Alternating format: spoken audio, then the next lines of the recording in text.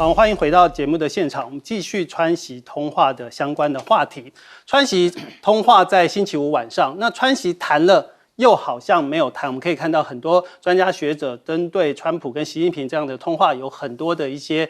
意见的发表哦。按照这个亚洲协会政策研究院的副总裁，他有特别提到，通话中唯一具体成果还是有关于 TikTok 的协议，但关键的演算法没有被触及。那会议延至 APEC 那边的之后，再做后续的一些发展呢？川普访华推迟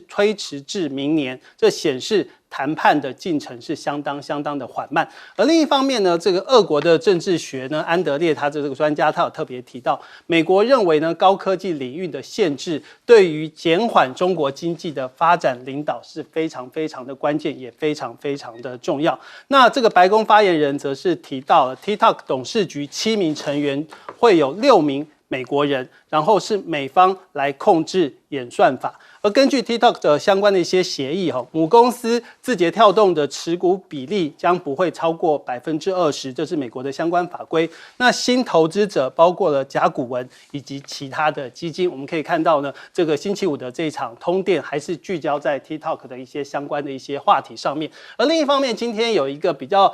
引起大家注意的一个话题，就是川普他要涨签证费，这是不是所谓的两面刃？美国的 H1B 的新政策的一个来袭，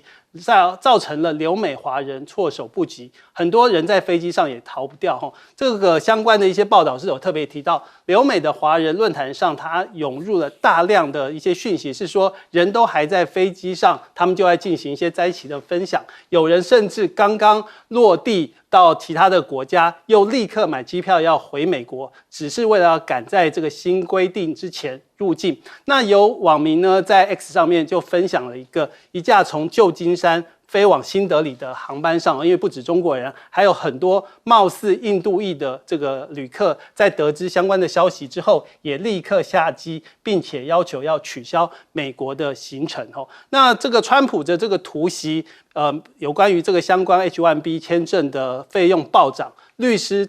非常的觉得有一些遗憾，他说恐怕不只会重创高科技产业，还有另外3名产业。按照他所提到的，包括了这个美国没有足够的人才能够提供这些专业，最终可能导致公司的工作外移。而除了首当其冲的科技业外，还有包括了像是医疗人员、专业研究以及生技产业等3大产业，很可能也会因为成本飙升而面临非常严峻的相关的一些挑战。我们再来看看大陆方面它的 AI 科技的突破，从军用一直发展到医用。目前华为公布了2项晶片的散热技术，把这个碳化系材料破解了高热功率的这个瓶颈，其中 GPU 的这个节温降低了20度到30度 C， 而且散热的成本也降了30%，这是大陆方面的新的高科技产业。另外，华为呢则是发布了全新升级的这个星河 AI 广域网的一个解决的方案，用他们最新的路由器的运算能力会造成了整个传输的速度比传统的那个 TCP 高达了20倍以上。另一方面呢，现在还有传出有所谓的核威慑3支柱受到了一个挑战，传出大陆开发人工智慧系统可能会终结所谓隐形潜舰的这样的一个时代。按照中国直升机设计的研究所，它工程师有研发出一个 AI 系统，据称可以将现代潜舰无法被发现的概率降低到5%。在模拟的情况下，这个系统大约在95%的情况之下，都能够成功的来定位目标。另外有一些所谓的这个威胁论，就是包括了说中国公司将查尔斯赖克莱尔的这个脑电波数据用于军事用途。他是一个 F1 的赛车手，他的名字出现在一起脑波资料的外泄的事件当中。根据了解呢，中国很可能是透过一款专注力训练的头戴装置来窃取相关的脑波资料，而这些数据呢，很可能会用在军事研究的一些所谓的超级士兵的研究之用。那另一方面，除了军事的用途之外，还包括医疗的用途。有一个女子，她全身瘫痪6年，她只能用嘴巴和她只剩下嘴巴跟眼睛能动。在接受了这个脑机接口术手术之后，她可以用她的意念就可以抓取物品哦。这个脑机是通过在大脑植入晶片，再连接外骨骼或是机械手套，让患者用意念就可以控制相关的肢体动作。我们请韩彬兄。这一次川习会看起来表示双方还是一样，没有办法能够达成更进一步的协议。目前比较看起来有一点进展，就 TikTok， 可是 TikTok 到底最后怎么样？特别是关键的这个大数据的这些演算法，到底如何？目前还会混沌不明。那美方有美方的说法，可是中方这边其实是一直在强调，他们的演算法是绝对不会给美国的。所以在这种状况下，显然双方的进展是有限。那川普也宣布了，把这个双方可能的会面时期推迟到明年了。所以这代表什么？今年其实还剩3个多月，所以这代表进展非常不顺利，表示之前所宣称什么中美贸易双方谈的什么有重大突破，根本就是骗人的。显然是没有什么突破，双方还是僵持在那个地方。不然的话，川普是很想赶快见到习近平，是。那他自己都会把它推迟到明年初，表示现在还有很多重大难关无法克服。所以我觉得大概中美这边双方就有得谈了。但是问题来了，也就是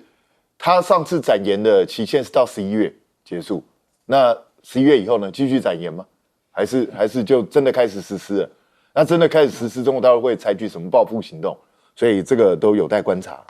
那川普当然一直致力说想要让美国的企业专门用美国人，尽量不要用外国人，所以他去调了 H1B， 但他调的太夸张了。夸张到什么地步？你本来申请 H1B 签证大概只要几千块美金，$1000，对，现在10万，而且呢，他要你一次要缴3年30万美金，你这根本就是在告诉这些企业以后不要用外国人了嘛，基本上就是这样。而且 H1B 本来就不好申请，因为它是有限额的，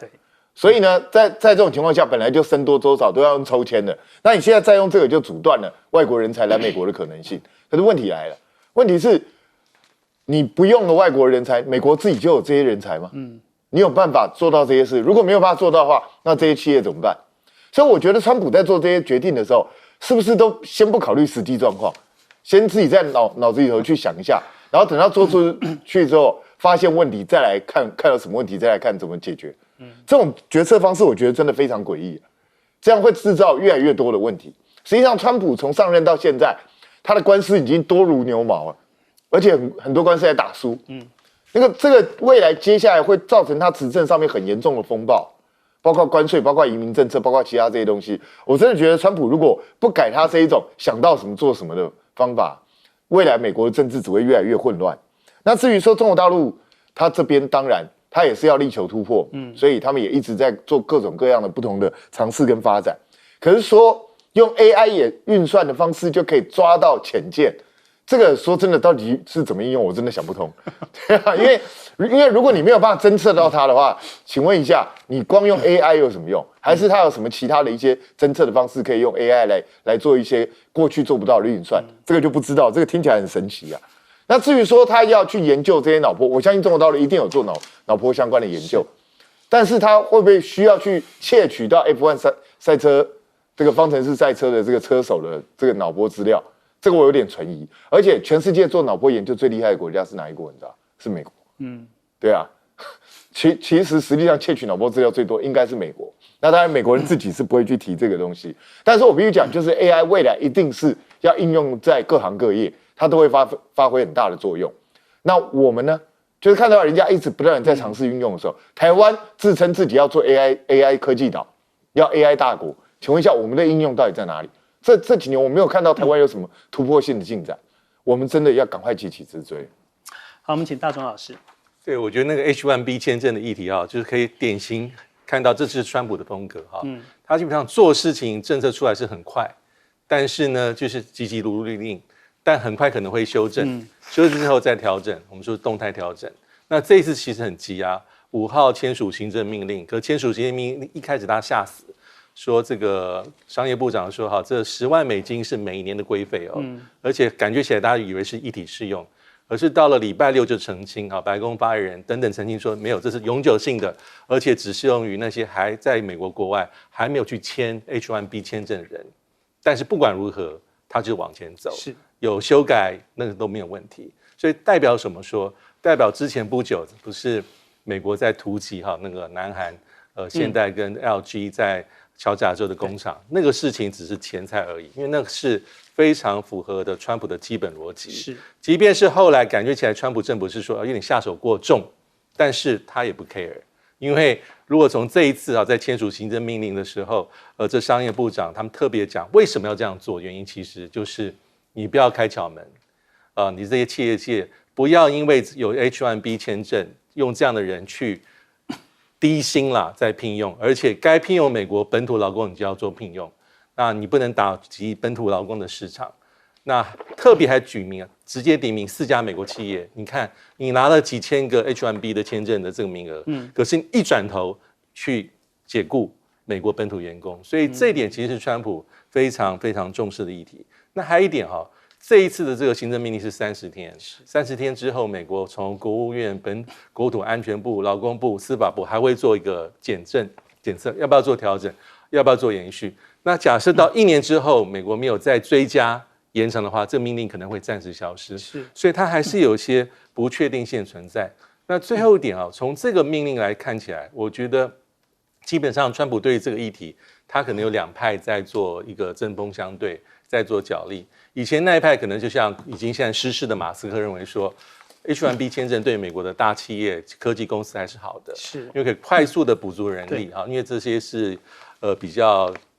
怎么讲，可以为美国带来很多贡献的。但是有另外一派在川普政府任内，包括可能 MAGA 等等，他们认为说，其实你都不能给予任何的一些方便。你还是要以劳工市场，要以美国本土劳工为最高优先的考量。所以目前这个命令看起来，可能暂时这一派的是暂时在目前的节骨眼是有一些它的优势，但是大家不要掉以轻心，类似这些动作只是反映出川普的那些让美国再度伟大的很多政策的一部分而已，而且它不会是一下就没有，它一个一个接一个往前继续推动，至少在短期之内。是对。我们请将军。那这个川普跟习近平通电话，然后是重点在这个 TikTok 字节跳动。那我想说，以前的时候在科技上面或网络上面的影响力，美国都是遥遥领先，让其他国家称呼其后，只能在他们急起直追。那现在关于这个字节跳动呢，它现在规定母公司不能控股不能超过20%，那其他的80%要整个美国整个一手抓上去，现在变成颠倒过来了。美国反而被中国大陆反超，在网络上的影响力，中国大陆已经超过美国了。尤其从字节跳动来看是这个样。那怎么会这样子呢？你看看这个字节跳动 TikTok， 它的覆盖率，你看它非常普及。一覆盖率多的时候呢，吸引力也够。你如果吸引力不够，怎么会有覆盖率？你看，换句话说，这个吸引力已经出来了嘞，才会有覆盖力。覆盖力完毕之后，就有影响力。从吸引到覆盖到影响，它整个是这样一贯出来的。那以前美国在这方面不是独领风骚，对不对？傲视群雄。那现在怎么会变成这个样子呢？所以美国，我认为这几年它在科技上面退步了，它在人才上面的这方面的网罗退步了，它自我封闭了。那现在我们回来看到了，就是我们讲的 H1B 签证 ，H1B 签证。这个是有很多人才给美国用，不是很好吗？现在给他加税，每一个人进来的话，他的这个核准的规费要10万美金，就相当于300万台币。哇，这样子啊！因为你要进来做，你要进来拿 H1B 签证的时候，你要进来有工作啊，不变成这样。那对美国来看，其实美国应该欢迎很多人才到美国来，让美国能够蓬勃在经济上、在科技上、在其他的企业上能够继续蓬勃发展才对啊。那现在没有了，现在反而在党那边挡这些人才进来，然后希望增加到美国国内市场的就业率变成这个样。那这样的话，美国会不会适得其反？我认为这两面刃。它虽然增加了国内的就业率，降低了失业率，但是把人才挡到外面，对美国长远来看是不利的。一个国家的强弱兴衰是要看它的人才，那人才在，就是我们讲到就事半功倍啊，就整个这国力兴起，经济力兴起，军事力就兴起了。但是如果人才没有的话，你反而不是人才的人，他反而容易造成一种负面的。他很努力，但是好像变成猪队友，反而变成这个状况。所以我认为美国可能在这一方面呢，可能要重新审视。他以前的时候是人才大国、教育大国，社会的精英啊，引领了美国的这个100-200年的风骚。但是我看现在这一方面，美国似乎有所退化，又为了保护而保护，这样子会让自己的竞争力更薄弱。好，我们休息一下，广告回来，我们再继续讨论。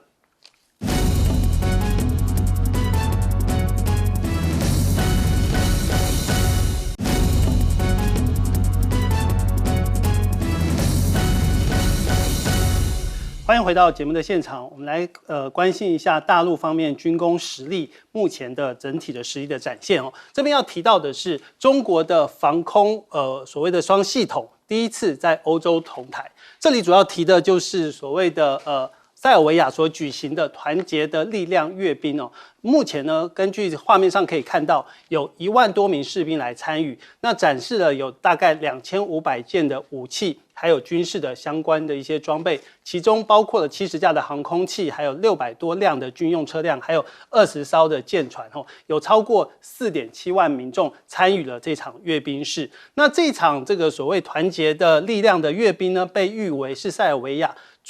最大规模的军事实力的这个相关的一些展现后，展现的机械包括了他们自己国产的武器，还有国际供应的相关的武器，像是来自于有以色列的，还有阿拉伯联合国大公国的无人机，以及俄罗斯的坦克，还有中国的防空系统，还有法国空军的标风战机哦。其中最引起注意的就是中国制造的红旗22地空飞弹武器系统和红旗17的防空飞弹系统全部一起亮相，让民众留下了相关深刻的一些相关的一些印象哦。塞尔维亚的民众就有特别提到，他无法用言语来形容这个画面，他觉得实在太令人印象深刻了。中国跟塞尔维亚是有着钢铁友谊的兄弟国家，可以看到2套系统，一个是红旗22，一个是红旗17的防空系统一起出现在，也是第一次出现在欧洲的这个土地上面。而另一方面，我们来看看在中国自己本身的航空展，这个航空展秀肌肉，还有包括了大陆新型无人机的登场哦。其中有一个新的技术，就是裸眼3D 来看航空展是相当的震撼。这个主要是指2025年的长春航空展，里面包括相关的一些战机啊，用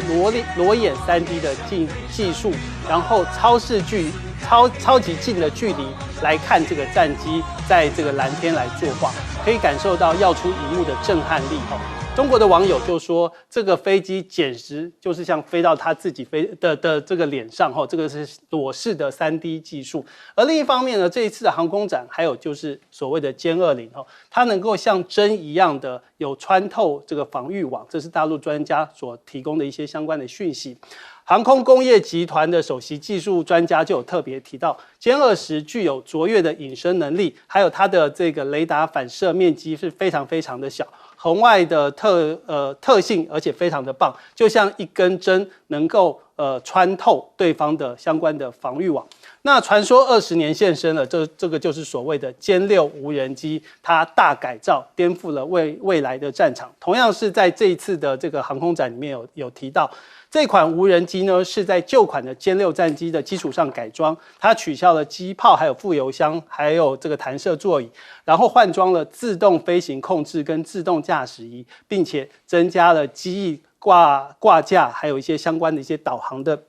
系统。而另一方面，在无人机的方面，大陆又有新的一些技术的一些呈现这边是说有一个大型逆中无人机出现在新疆秘密基地，在进行测试。这是美国卫星所拍摄到，在新疆的这个马兰试验基地有一架未曾公开过的大型隐形飞翼无人机这个机翼整个展开大概有137英尺，所采取的是折角风筝的翼型设计，外形跟中国目前已知的这个彩虹7型的高空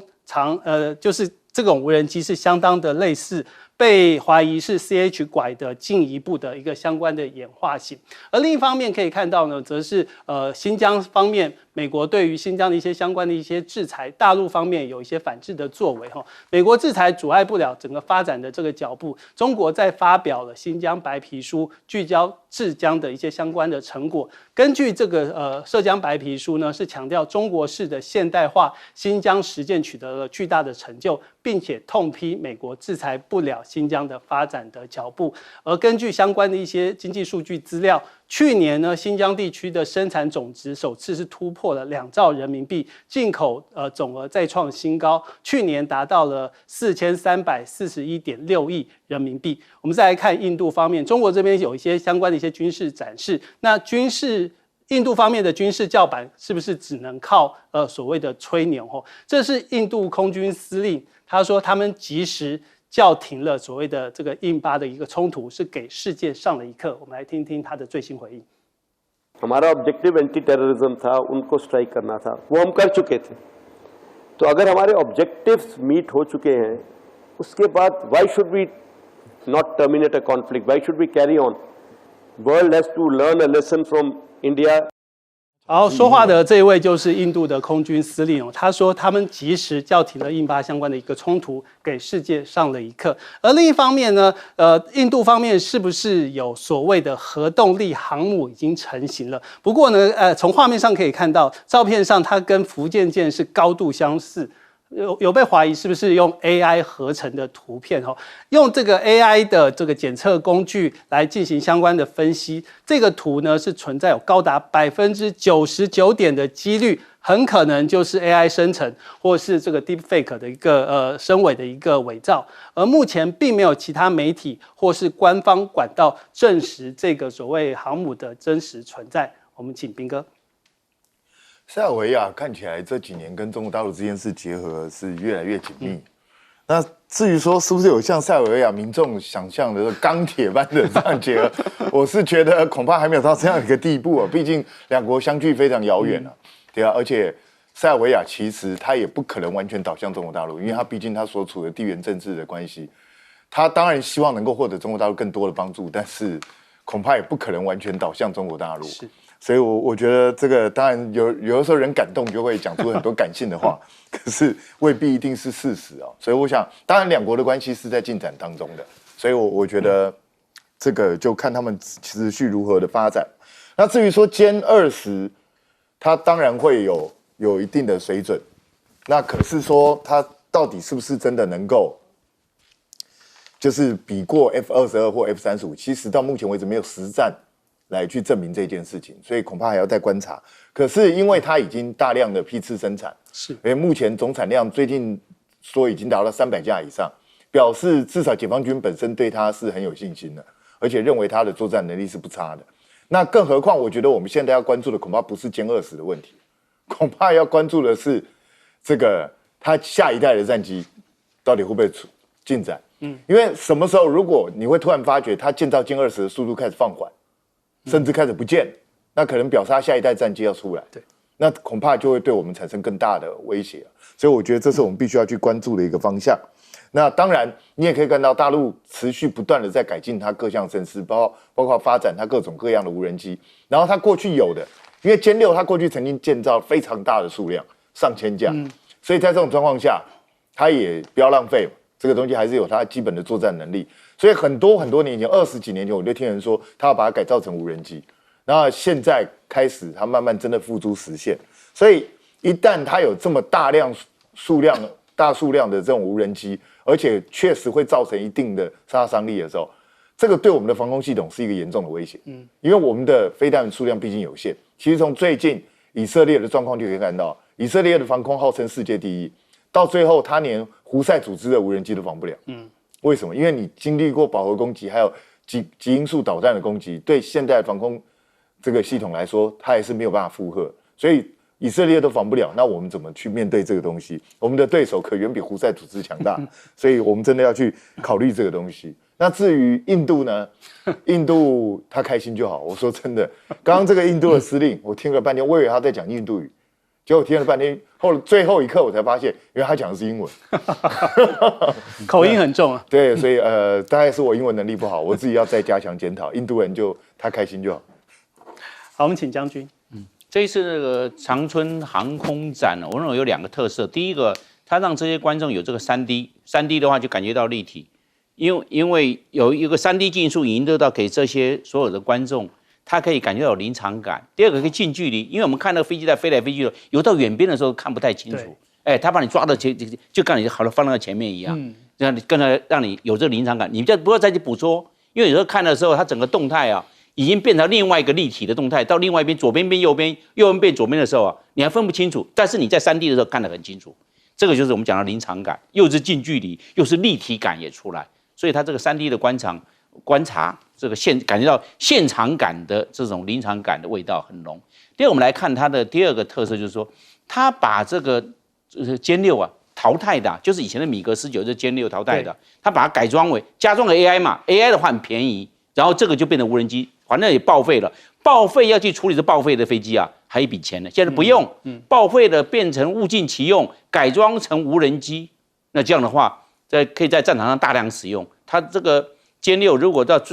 这个最大速度的话，还可以到超音速嘞。它的终极速度可以到1.6倍音速。但是这些飞机旧了，发动机的推力也小了，大概只能超音速就差不多了。但是问题上面挂了炸弹了，你要不要拦截？这个就变成饱和攻击。如果它有500架报废的，通通给你加装 AI， 一过来你要不要拦截？因为加装个 AI 大概不要10万块美金，但是一枚飞弹大概要400万美金，40倍，1比40，这就变成这种饱和攻击了，变成标准的不对称作战。是我拿很简单的，你要不要拦？你不拦，它整个撞下来之后啊，那整个的那个雷达站被它就这架飞机撞下来，整个雷达站都毁掉了。你要去拦的话，很快你的防空飞弹就消耗掉了，就没了。你这些高档的防空飞弹就没，剩下的是一个近距离的短程的防空飞弹，那所能够这个拦截的效果就相对有限，因为你预警就短了，会变成这种。那同样的，这个歼6这样做，那歼7米格21淘汰也这样做，那强5也这样做，那以后还有其他的飞机的，它淘汰了，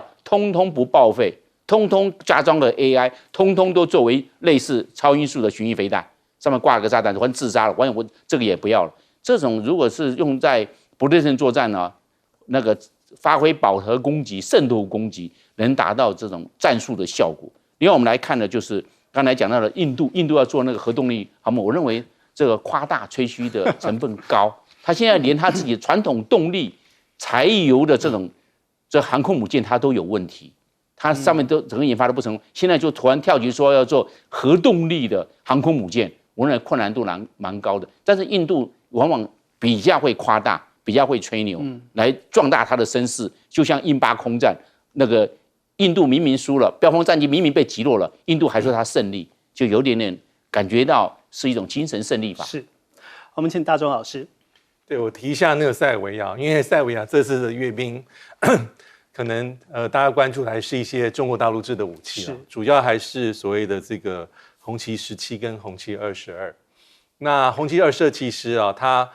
卖到塞尔维亚版本是所谓的这个FK3啊，应该就是一种比较降贵的版本。因为它基本上是属于比较中程的这个地对空的这个防空飞弹。射程可能卖给塞尔维亚的版本是大概是降到大概100公里之内。但不管如何，塞尔维亚是应该是第一个在欧洲使用中共这一型武器的国家。那仔细回想一下，它是在2019年做成这个出售的合约而且塞尔维亚其实就派人去中国大陆去做见习包括技术、包括人员的训练。那在3年之后，运送到塞尔维亚，当时新闻也很大，因为是中共出动这个运20啊，20几个架次把它这些相关的一些装备运到这个所谓的塞尔维亚。那这一型的防空武器，一般来说就是比较明显，就是性价比较高机动性价格可能也是比较划算。但不管如何，我们也不要忘记，在塞尔维亚决定要买这个中国大陆这一型的武器系统的时候，其实当时美国有一些要挟就是说，如果你买了比如说你使用中共制、俄制的武器的话，基本上你就不要寻求加入西方的体系。这里面主要讲的是北约跟欧盟。北约可能还好，因为北约其实我们知道塞尔维亚在1999年啊，曾经有这个北约轰炸的事件，所以。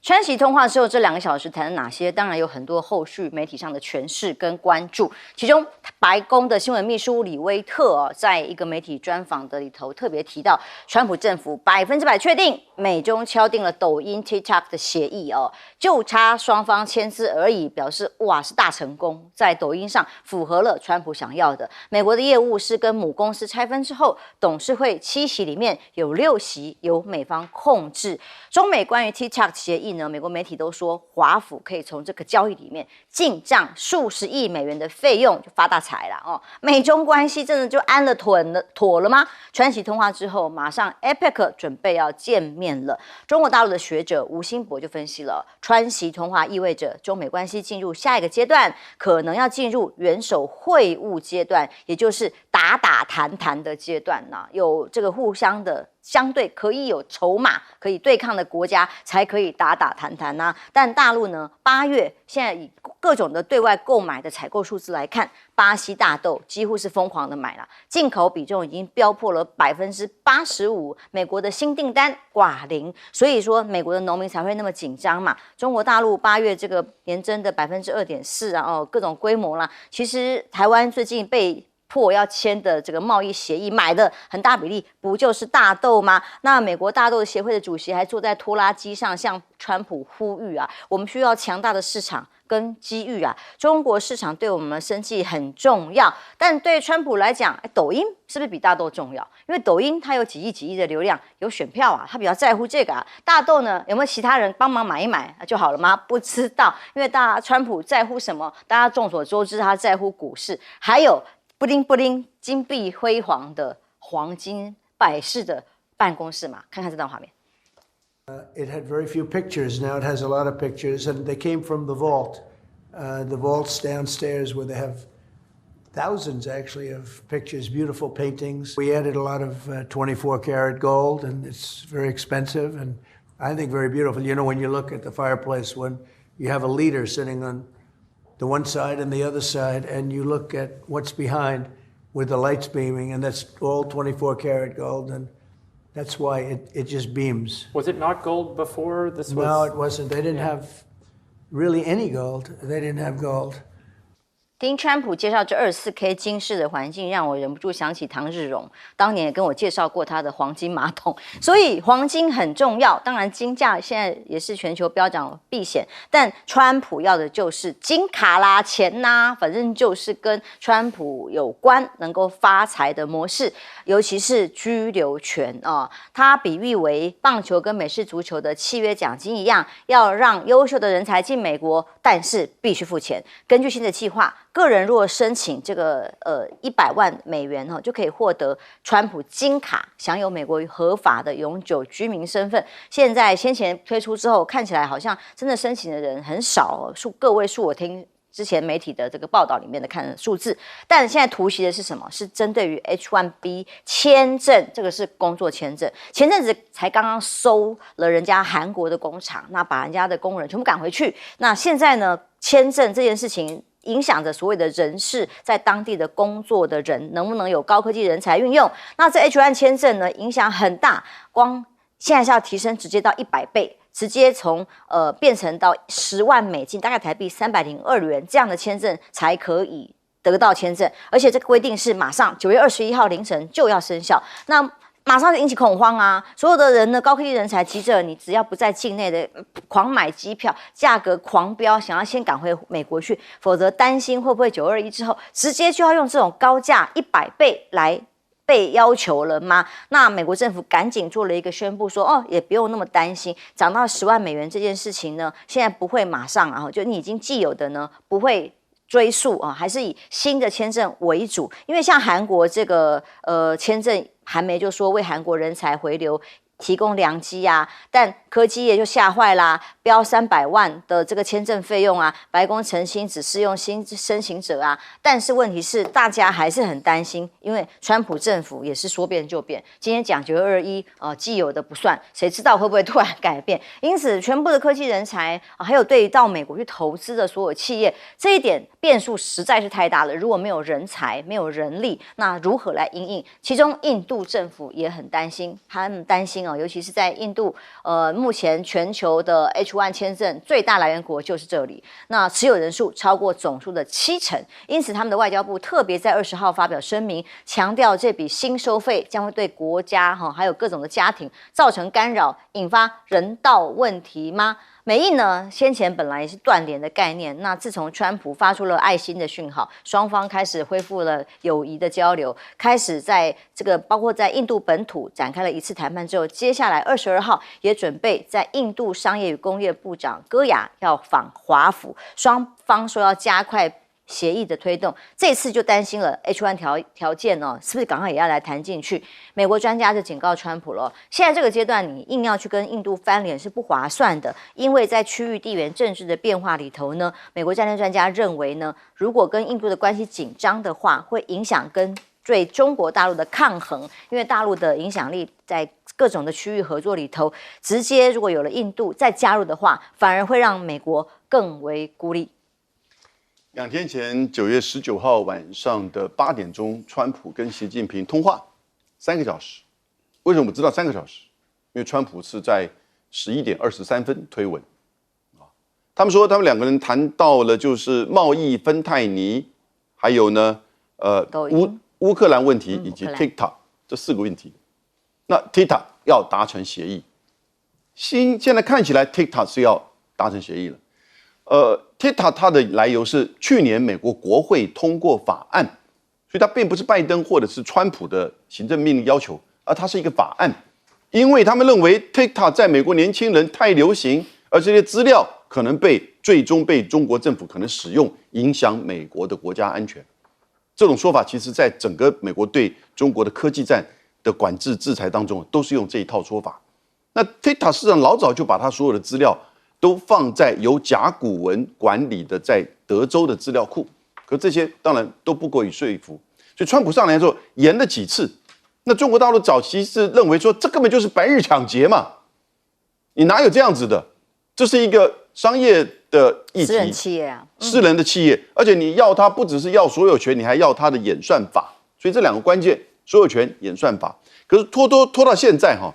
现在变成就是。其实，当那个事件出来的时候，美国各界现在1亿7千万使用 TikTok 的人，包含川普，开始更加有一些年轻人在使用抖音了，同时呢，也开始在用小红书了。这个时候呢，在美国的 TikTok， 现在大家已经准备要一个演算法只适用于美国。现在看起来，大陆这边同意把它界定为这只是一个民间公司的商业行为。至于他自己的盈亏，他自己怎么去安排？他们自己去调整，所以呢，美国政府这边说会有80%的股权，第一个股权问题，美国这边主导；第二个演算法会专门用于美国的，那这里有问题了。你如果今天是 TikTok 在美国的使用者，我就是因为 TikTok 上去之后，我可以不只跟美国，我可以跟巴西，我可以跟欧洲，我可以跟日本，我可以跟台湾的这些使用 TikTok 人都有连接到，结果它现在变成一个什么？只有美国。TikTok USA， 那将来这些美国的年轻人一定会同时去下载 TikTok International， 那甚至慢慢的会移转，因为你已经变成一个封闭的一个环境，这个东西不只影响言论自由了，这事实上都影响它未来的市场性。短期你还是会看得到，因为它还蛮大的市场，蛮多的用户。那这个是一个聪明的做法吗？其实对美国而言，这可能是基本上付了钱，结果呢，搞了一个自己事实上会亏本的东西。可是对中国大陆而言，他觉得这个可能在中美关系上把它界定为民间的商业行为，然后呢，一个解决这个问题之后，接下来再面对芬太尼关税，也许台湾的议题，因为他们已经同意10月31号要在韩国的 APEC 高峰会见面。而川普明年的上半年会来访问北京，这都确定好的。所以在这个框架之下 ，TikTok 被视为一个就是民间的，然后呢一个试金石，同时反而美国的采购者，美国的 TikTok 将会变成一个美国 only， 那这个真的是对美国年轻人 TikTok 使用者是好事吗？我觉得很大的疑问。周老师，以川普的政策要求啦，已经不只是要求各国去美国投资，但投资之后，对于用的人力呢，又用各种的限制加以管制。像光 H1 签证这件事情，虽然有各种释法上在国内的争议，但它就是要硬干，马上就要实施。对，因为这一次这个H1B 的这个收费，主要是针对就是说从外国直接聘雇的。如果你是在美国申请这个 H1B， 当然就不是他这次要收费的对象。好。那所以为什么印度跳脚呢？因为这样子的这个以这样子的方式进入美国，然后持有 H1B 的，主要是最大宗是来自印度。可是我们的台积电也会碰到类似情况，因为台积电有很多这种技术的这个管理阶层也好，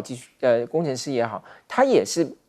必须要用这种方式到美国去协助当地的设厂也好，或者建厂以后的这种机器的运作。所以他就会被卡住了。其实为什么之前他要去这个搜捕这个在韩国现代工厂在这个乔治亚州的这个厂房呢？因为他们就是申请不到 H1B 啊，然后所以他们被迫只好用别的方式、别的签证，甚至是用旅游的签证啦，或者是短期访问的签证进去的，所以才会出现这些问题嘛。就是你的这个签证的类别，它能够取得的这个名额太少。那现在不只是这样啊，还有它这个高额的这个费用，这本身也是很吓人啊。因为10万美金，美国很多人他年薪可能不到10万美金啊。那你现在等于是他超过他1年的薪水，那超过一些在美国工作的人他1年的薪水，你以这么高额的费用来征收，那当然是很惊人的一个费用。那所以到底会如何，我们不知道。可是川普显然就是一切都是要扩大美国的这个营收。但是它有时候会内伤，比如像现在讲到大豆的这个收购，大豆的这个出口，就是一个它这个伤敌1000，自伤800，可能还伤敌800，自伤1000啊，这个算起来很复杂。那基本上来讲，因为美国这些农业州很多都是共和党的支持者，那这一次川普也是得到了广泛的这个农业州的这个支持。那这些农业州现在大豆的出口来讲，其实在川普第一任的时候还是不错的，但是到了拜登时代越来越少，所以川普认为说过去中国大陆没有贯彻执行他在第一任最后跟大陆签的这个双边的贸易协定。可是呢，他这么关税一来呢，这个不是变少的问题了，是整个归零啊。因为2024年的时候，中国大陆向这个美国购买的这个大豆还有150亿，虽然它跟巴西购买了是2倍以上，是360亿美金的这个大豆。但是到了现在呢，它是基本上是停止了。那这个对美国的这个大豆的这个农人当然受害很重，而且是双重的受害。还有一个什么？他们尤其在西部的这个几个州，他们要收采这个大豆的时候呢，他们要靠什么？靠移工，靠这个很多是非法移民。结果现在川普把他们的移工也抓走了，然后他们现在这么多大豆要采收之后呢，还要去储存。他们本来没有预期要储存这么多，因为很多要销到海外去的嘛，现在没有办法储存，所以只好呢就是要赶快来盖这个仓储，而且他们现在想说，那是不是能够用国会拨款的方式来帮助他们渡过难关？可是国会要拨款，先要证明他们受到伤害，惨了，他们为什么受到伤害？是被川普的政策导致他们受害，所以要先证明川普是错的，他们才拿得到这个补偿，所以这个很麻烦。所以现在农业的这个问题变成川普的一个烫手山芋。哇，原来他错了这个不能说的秘密，所以就不能够承认了。舰长，首先这个有时候其实我蛮同情这个川普的，为什么你知道？他碰上那个美国有史以来最严重赤字的一个政府。所以我也是在想说，如果他能不能够睁只眼闭只眼，就闷着头这样过下去，反正也只有4年嘛，我就继续举债嘛，反正这个政府也不会垮的，这是一种他的应对方法，或是他现在根本就是躲都躲不过，他非要去解决这个问题，还是说他这个人特别有魄力，在这个非常的时期，他就要采取一个非常的手段，那你接着来看，他采取哪一个非常手段？赤字怎么办？基本上就是2个：开源节流。节流很容易啊，退群。反正我看他哪天说不定退出联合国了，因为他要交很多的钱呐、我不要了，我不参加了，北约我也退，好不好？回来为你不要出钱，然后政府缩编，什么 USAID 整个给你裁掉，哦，这是一个节流。那开源呢，最重要的一个大家就看得到关税，那接着就是一个身份的金卡，那还有一个就是辉达 H20的这个晶片抽你15%，还有一个就今天我们看到的，它的这个叫做签证啊 H1B 的这个签证 ，H1B 的签证是一个专业技术人员的签证。美国的叫做所有的这个签证哦，你给它细说起来，大概有几十种啊。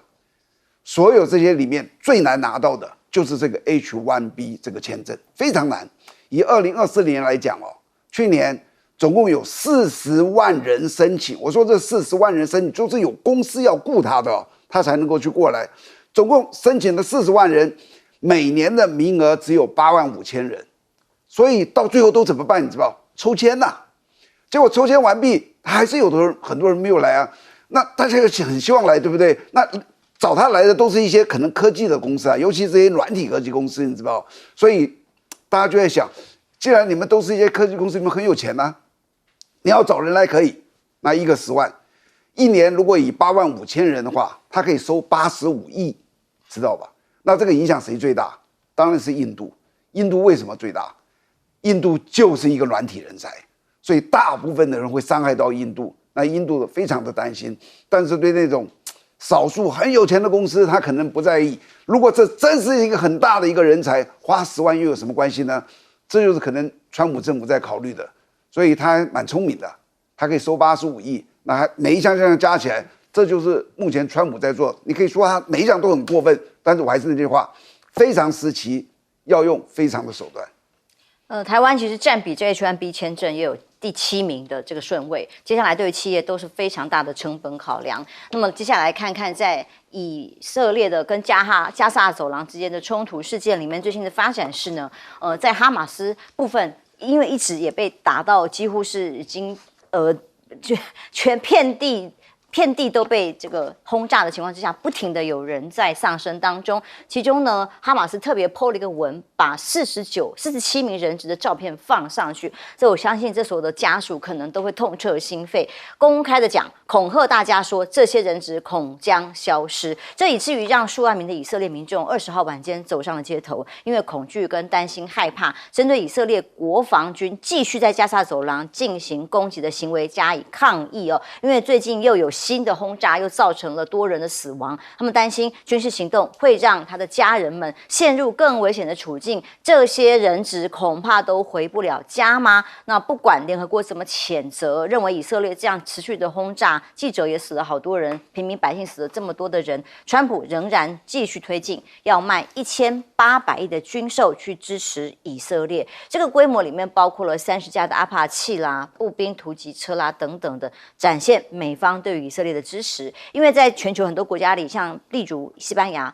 它取消8.23亿美元的火箭发射器交易，就是因为认为以色列持续的非人道的去攻击加沙走廊是不人道，是应该被谴责的，所以他不支持继续交易。那包括了像连英国几个国家陆陆续续都表现了态度，不要再跟他做军事武器相关的交易哦。结果美国川普却持续的给予支持，继续卖。但以色列续攻加萨最新的消息里面是说，至少又有增加了60个人的死亡，有10个国家已经正式宣布将会承认巴勒斯坦国。那对以色列来讲，那么多的国家在谴责，在中东的部分呢，仍然是这种军事行动没有办法平息的情况，大家都有自保的危机感。因此呢，西亚的局势正在改变。巴基斯坦国防部长表示如果沙烏地阿拉伯需要的话，根据两国最新所签订的防御协议，巴基斯坦将会把核计划提供给沙烏地阿拉伯哟。这象征着伊斯兰堡呢首次明确承认会把沙烏地阿拉伯呢置于其核保护伞之下。核武、核能源，那以色列现在担心他可能会到处去开战啊，甚至像是直接往不相干的国家去轰炸，为了要杀哈马斯的领袖啊。所以呢，现在沙烏地阿拉伯找来了所谓巴基斯坦有使用中国武器的国家，那其中国事访问里面特别用高规格来欢迎他，包括有4架 F-15的飞机、战机也特别腾空而过来展现实力。那如果能够引入巴国所操作的歼10啊、霹雳15、红旗9啊等等，就让沙烏地阿拉伯在防空上更有自信跟话语权。毕竟93阅兵之前，到了57当时的这个空战都奠定了。大陆的武器在中东地区的国家的信心。那当然，沙烏地阿拉伯特别转向伊斯兰堡啊，甚至转向北京啊，其他的国家呢，在中东这里都担心美国已经不可信任的情况之下，继沙烏地阿拉伯很多的国家都向中东来请求要加入所谓的中式武器保护圈吗？这个是巴勒斯坦的媒体《黎明报》的报道，扩展成为4国联盟，现在已经是一个趋势了哦。那么巴中加深合作吗？根据巴基斯坦总统公布的这个消息，跟中国大陆签署了新协议，包括不只是武器上的协防跟购买，经济、文化有更多的合作。那么，甚至经济走廊2号线会是巴基斯坦最大的一个机会。那么，中国大陆同意启动中巴经济走廊2.0计划，在这个部分持续让他们可以有经济的能力去应对所有的跟周边国家的挑战。他说，如果这是最后一次受益于中国专业知识跟投资的机会，如果没有抓住这个机会，历史永远不会原谅我们。这个总理讲的话很重，但沙烏地阿拉伯跟巴基斯坦签了这个所谓的核防御协议，看起来重点在哪？就在于在沙国要建立一个华龙1号，这个位置就在这个当中核心的位置呢。核电机组打开大门，那这次的一扇大门打开。华龙1号呢，压水反应炉有机会在这里有更多机组的建造协议，以至于在核能还有在甚至核武器相关的合作上，是不是有可能因此在分析里面认为可以排除美国跟南韩，也能够让中国大陆赢得出口的市场？就经济的角度来思考的话，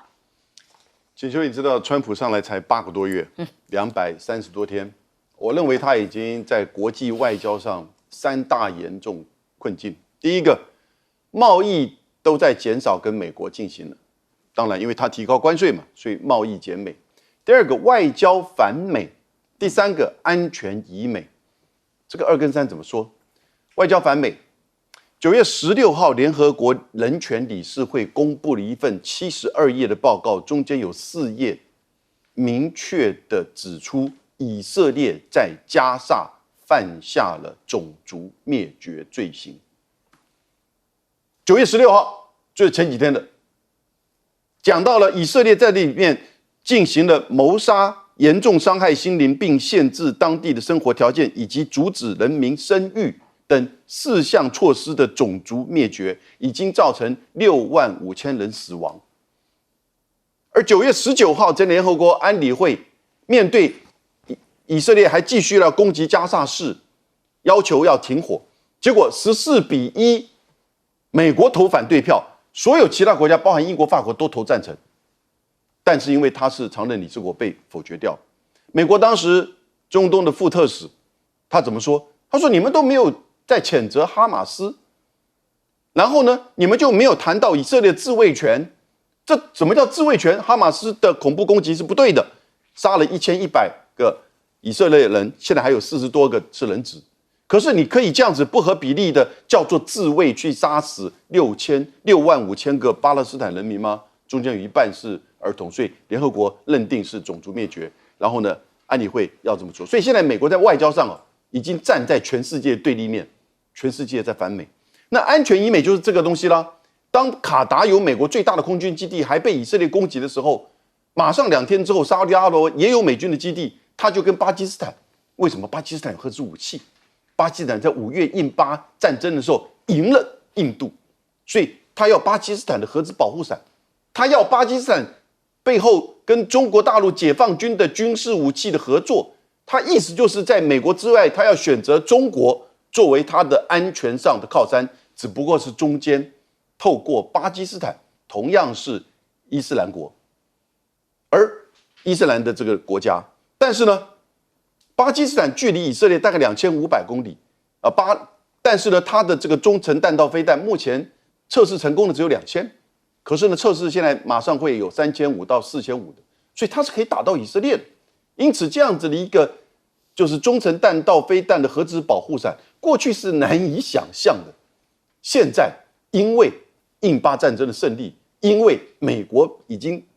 作为一个安全伙伴不被信任，所以安全以美。就各位，以美论已经不是台湾的专利了，现在美国的盟邦都怀疑美国是不是它的安全保障还是继续有效的。不过我们总统的发言都还是强调大家不要怀疑美国哟，是一切没有变。我们休息一下，马上回来。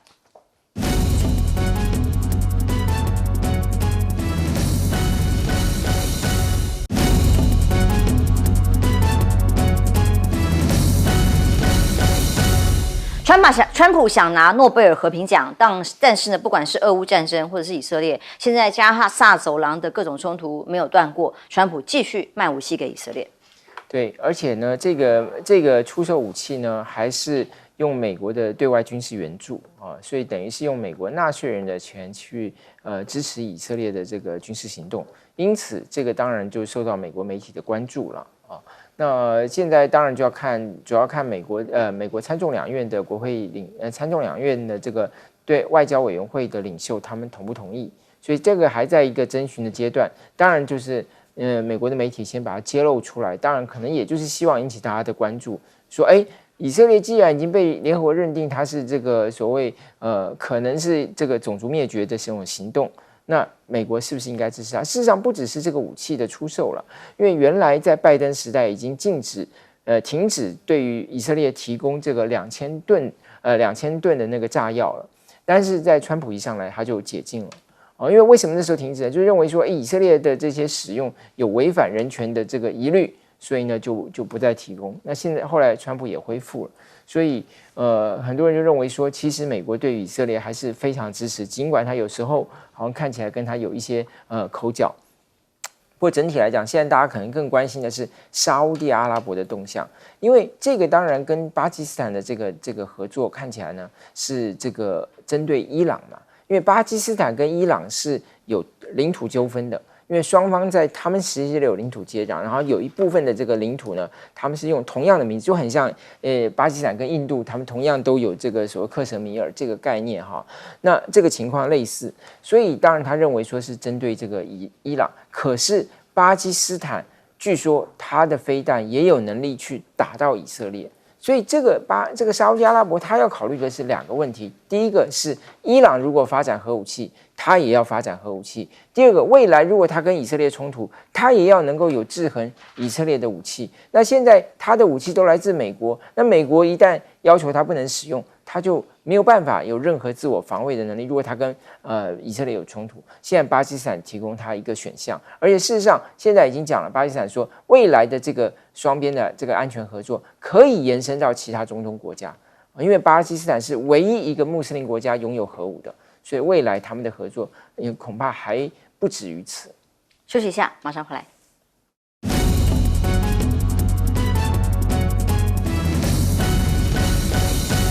经过53空战，加上了中国大陆的93阅兵，现在在中东国家这里要保护安全的方法看起来不一样了吗？